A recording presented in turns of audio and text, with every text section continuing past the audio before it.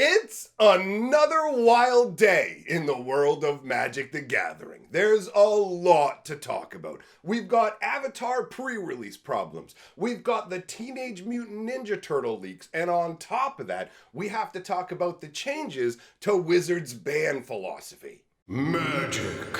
I am a wizard! History. I'm an old wizard! The Magic Historian. My bones hurt. Greetings! Owners of fine luxury cardboard rectangles, my friends. I hope the day finds you well because we have gathered to start off this week with an incredible edition of Mega Magic News. There is a ton going on in the world of Magic, but the first thing we have to talk about is how to up your token game and make your life that much better. Has this ever happened to you? Your girl leaves you and your limp, weak, lame tokens. Water Melina, no!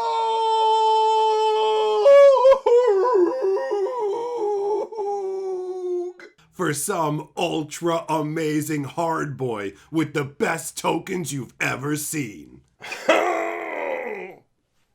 What's up, girl? You wanna lick my face?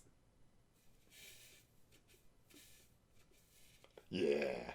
Show the world you matter. Get Zaximus Studios ultra quality tokens. Sleek, beautiful, powerful. They will make your friends and family finally respect you. Until December 7th, you can use the code below for 20% off. Get these amazing tokens today. Anything else is for the birds. I want to talk about the Avatar pre-release problems, and I want people who are familiar with this channel to note that instead of calling this a pre-release disaster, this video is titled Pre-Release Problems, and there's a reason for that. The reason being, Wizards of the Coast has actually made improvements. We are moving in the right direction. There are still some issues, but the biggest improvement I'm going to mention is card quality. We are not where we want to be with card quality yet. It does still need to move in an upwards direction, but we are no longer scraping the absolute bottom of the barrel and getting splinters jammed up in our fingers. Oh, that ties into the Teenage Mutant Ninja Turtles. Anyways, so we're not scraping the bottom of the barrel with card quality. If you looked at Tarkir, the cards were bleached out, ruined, the ink was bleeding out. Honestly, the level of errors that I've seen with this set are more on the level of the cards feel a little bit gritty. They still need to work on that quality. The edges of the cards are all banged up. So those are still persistent issues. But a lot of the bigger quality issues that we saw are actually non-existent in this set, which is amazing, because genuinely by this point right now, with a ton of the previous releases, there would be people hopping mad all over the place going, what is with the quality of this? But Wizards of the Coast seems to have pulled the reins. Maybe they put a little bit more money into it. I don't know about that. We'll see. But either way, they definitely stepped up the card quality, which is great. In terms of the issues with the pre-release, you obviously have the card quality. There's the fact that they advertised the pre-release kits as having these special boosters, and they showed the imagery of the boosters, but then when you actually got the boosters, they were little garbage cellophane, right? There were some pre-release kits that were missing boosters, but it seems like that is a lesser incidence. I didn't hear about people missing their actual pre-release cards, so if it did happen, it's happening on such a small scale that it's not really as big an impact. So I would say one of the biggest problems right now is the fact that it was a Universe Beyond set and the price point. I don't know how much it is where you guys are, but here in Canada, to let you know, it's a $60 pre-release, right? And when you look at how like just a couple of years ago, you could do a pre-release for $25, $30. The extra premium for Universe Beyond is a big problem. But I will say this. Avatar is a massive step in the right direction compared to Spider-Man. I went to the Spider-Man pre-release. It was nightmarishly bad and almost nobody was there. The number for the Avatar pre-releases, much stronger. People having a much better time. The set is actually designed in a way that works. It functions and makes sense. Most of the bending abilities feel proper. Air, earth, and fire bending, nail it. Water bending is a little bit kind of phoned in. It doesn't stand out the same way, but regardless, Avatar is coming out the gates with some really powerful stuff, and it made a really big impact. So you actually stop for a moment and go, Wizards is capable of giving us a product with more effort in terms of the card quality and the actual card design itself. So they've been very lucky in that this set is going to do quite well compared to Spider-Man, and it looks like their plan of taking Spider-Man from next year and kind of jamming it in the middle of this year between Final Fantasy and other successes is actually going to save them from the shareholders' perspective. In case you don't know what I mean, it works like this.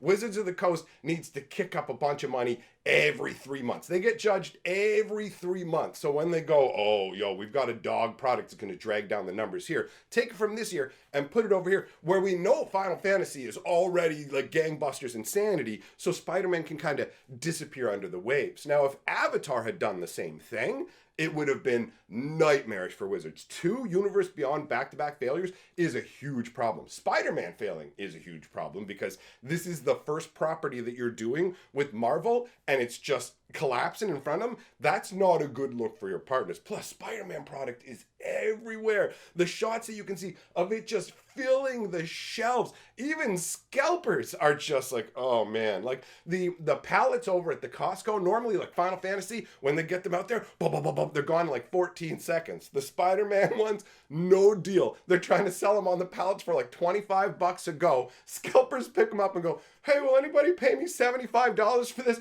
Total crickets, right? So Spider-Man, total disaster. Avatar actually pulling things in a much better direction. I have to say, it's made me more hopeful going forward. So we're going to need to see, obviously, the sets that are coming along. Lorwyn's going to be a bit of a weird one because Lorwyn was supposed to come out this year. So the products that we get from Lorwyn might have been printed back when Tarkir was printed, and they've just been sitting on a shelf. So we're in a really weird spot where it's going to be hard to tell if the improvements to card quality are actually long-lasting until we get past Lorwyn, because Lorwyn could have been printed well over a year ago. Lorwyn, bear in mind, Lorwyn could have card quality on the level of Tarkir, which was really, really abysmal. But that remains to be seen. Either way, the Avatar set and Magic still has problems, but we are moving in a positive direction, which is nice to see. It's nice to know that it's not always just going to be, we're falling down the well. It's like, okay, somebody throw a rope down here, please. Okay, what's the next thing we're going to discuss here? You know what, let's talk about the Monster Hunter Super Drop, because that's a side news item. You may have heard it, you may not have heard about it already, because Wizards is doing 1 billion Super Drops now. It's insane, the breakneck pace. We used to get a secret layer Super Drop every 2 months. Now it feels like we're getting them every 2 weeks. The Monster Hunter Super Drop is just a bunch of whatever reprints. It's so boring that when I looked over it, I was like, it's not even worth going over the cards in this video. And you can look at people just panning it entirely. They accidentally leaked the list early. Not Wizards. Whoever's in charge of Monster Hunter.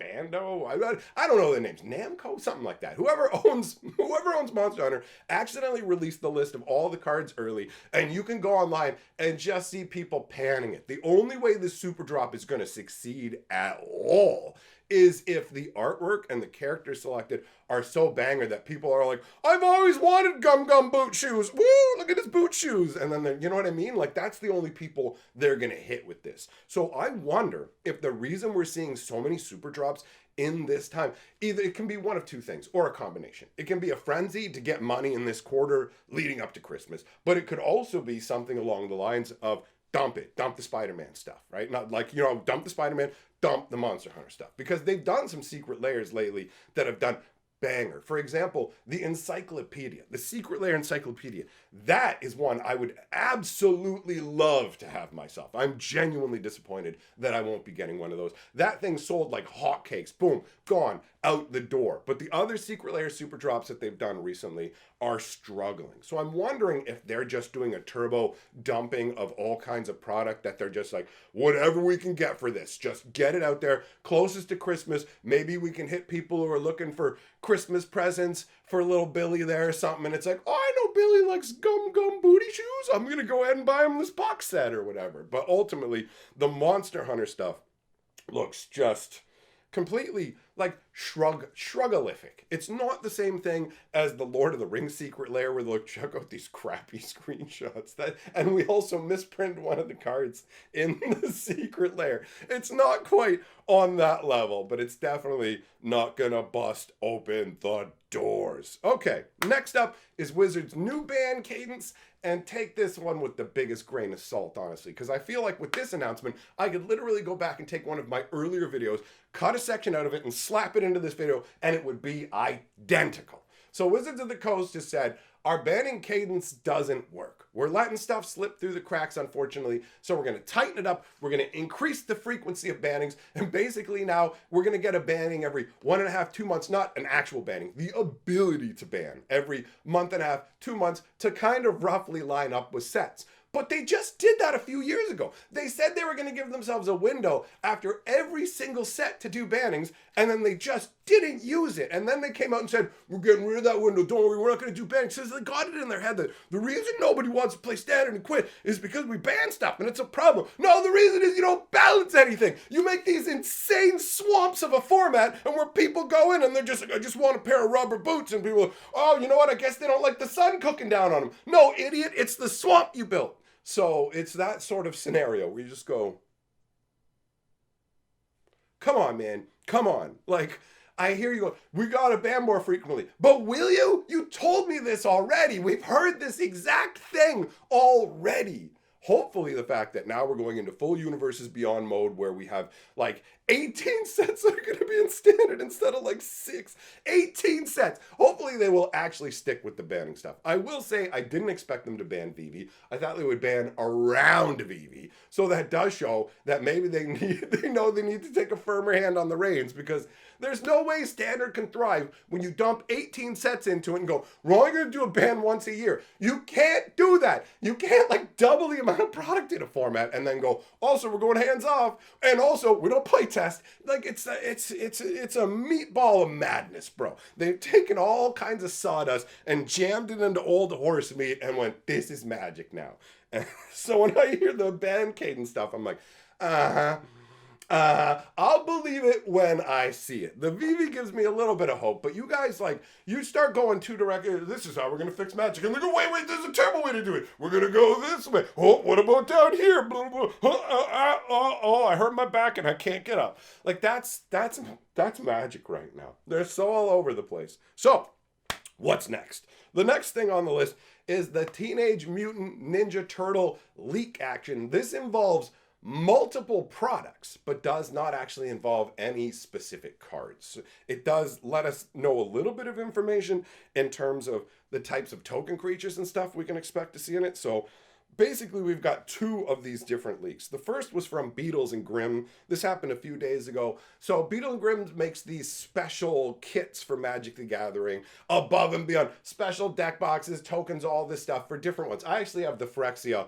one that they did a while back with the special deck box and sleeves and stuff. It's all the bells and whistles, and it honestly is hit or miss. Some of the stuff they put in those kits, thumbs up, banger. Some of the stuff is like, whatever. But anyways, you know, Wizards of the Coast, 1 million products, trying to get things out and trying to get all the logistics going. That actually ties into the Monster Hunter thing too. I wonder if Wizards told the Monster Hunter people, you can share this information by this time frame, we'll already have put the stuff out. But then they shuffled things around. The Monster Hunter people don't know, and they just go along with Wizards' original schedule. So Wizards has got to get information out to all their partners who are going to make supplementary products, like Beatles and Grimm, for example, right? So they have to know, what are you putting in this set? If we're gonna, like, because they make special like metal tokens and stuff, which are pretty sweet, man. That's pretty sweet. So to know what the tokens are, obviously to make them in time for the set's release, Wizards has to give them inside information. So Beatles and Grimms just go ahead and go, here you go, here's all the kinds of tokens that come in this kit. So now we know that you've got food, mutagen, some of these we already knew. You've got mutant, ninja. You've got Ninja Turtle Spirit. That one is weird to me. Like the ghost of a Teenage Mutant Ninja Turtle. You've got rat tokens and robot tokens. So the robot tokens could either be the foot soldiers, because they made the foot soldiers like they look like humans, but they're just in like mask costumes and they're actually robots. So there's those, and then there's these tiny little mouser robots created by Baxter Stockman that were so annoying to deal with in the old Teenage Mutant Ninja Turtles video game. Did you guys ever play that on the arcade or whatever? I loved that game. It robbed me of all of my quarters when I was a child. And when they put it on Super Nintendo, boom, I played that for like a million years, right? So those are the tokens that they will be including within that kit. Other than that, the information there's nothing else that gives a little view into what they're doing with Teenage Mutant Ninja Turtles. But they are making a change with the tins. So you might remember in Bloombro, they had these 3-pack tins. I'm a huge fan of tins. Let's put the picture up on the screen. You can take a look at it. So they got these series of tins. Now this is already up on Best Buy and obviously way in advance too, which again to me says this probably has something to do with Wizards of the Coast not getting their information out fast enough. Or no, not getting the changes out about their information fast enough. So companies don't know what they're doing and are scrambling. So you got this 3 set of tins you can choose from. So if you're a Teenage Mutant Ninja Turtle fan, obviously, sweet, I get this with the art that I like on it. But what's really interesting to me is these came with promo cards before. You would get 3 booster packs and there'll be a special promo card. But instead, in this one is a sticker. So it feels like they're aiming it at like non-Magic players, basically, right? If you put a promo card in, you're targeting Magic players. If you put a sticker in, you're aiming more towards children and people who are Teenage Mutant Ninja Turtle fans, but maybe not so much at Magic players. And the really interesting question for me, you may not find this interesting because this is a logistical underneath question, but the real question becomes, does it cost Wizards of the Coast more to actually make these stickers, right? Because they have all the normal production facilities to make Magic booster packs, and it costs them less than a quarter to completely produce an entire Magic booster. Now, that information was provided to me a while ago, so the costs may have gone up. Maybe it's up to 30 cents, or maybe it's finally reached the 25 cents. But either way, Magic packs are super cheap to make. A Magic card costs less than a penny to make. Totally, right? So the production of stickers, is Wizards of the Coast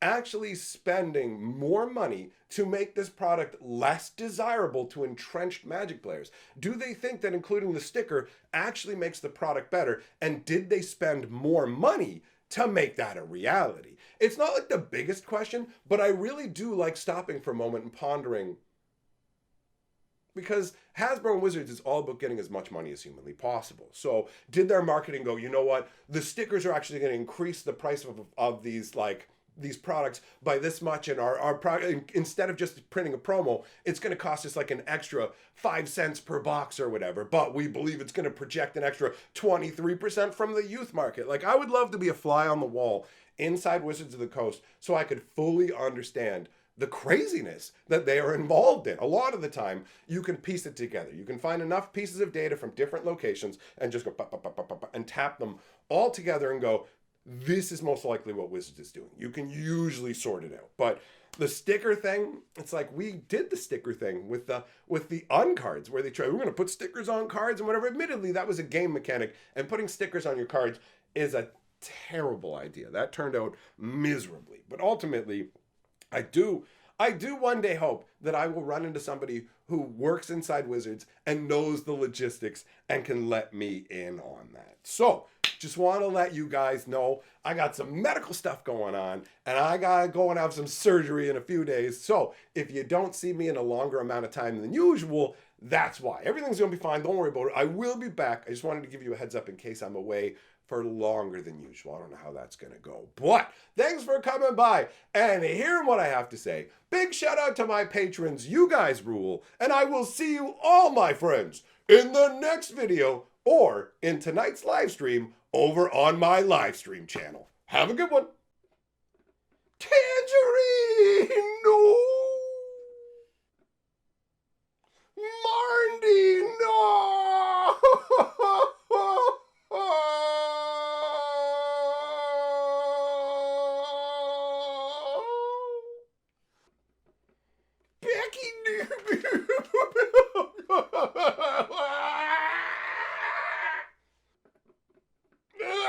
Narcy, no! Jim, no! Elizabeth, you return this instant!